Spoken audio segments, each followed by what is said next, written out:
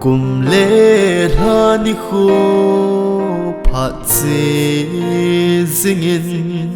cùng lui ni khô chênh a chế măng in cùng tha dinh ni nâu em sẽ số ta imu ta về cùng thả ni khôi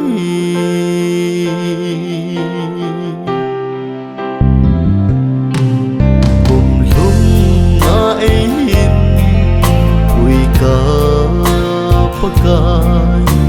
na lung sit na hin cô đây về man lu ta hin khô đây gió bê bê ki pa in nang ka hin va choi hallelujah o kapakai pate hin na dam na ai pi kapakai alung sit hui thêm na zalin ki pa in nang ka in va choi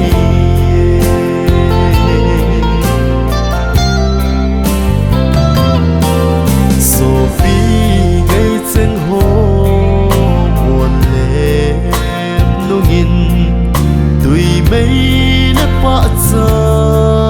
bep ka lung sit khut a đầy tu sin tu ni cũng thay khô ca mu tai hallelujah o kapakai pate hin na dam na ai pi kapakai alung sit hui thêm na zalin ki pa in nang ka in va choi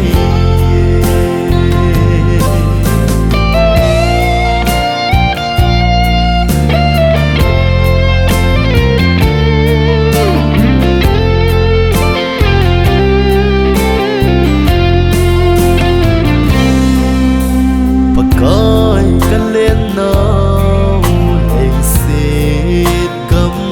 hi xem na mấy pi bằng in a gì nghe là lung xịt khut in đầy cái dinh in là lung đây là mà đầy bụi sinh in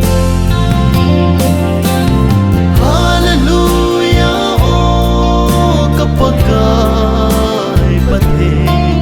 hin na dam na ai pi ka pakai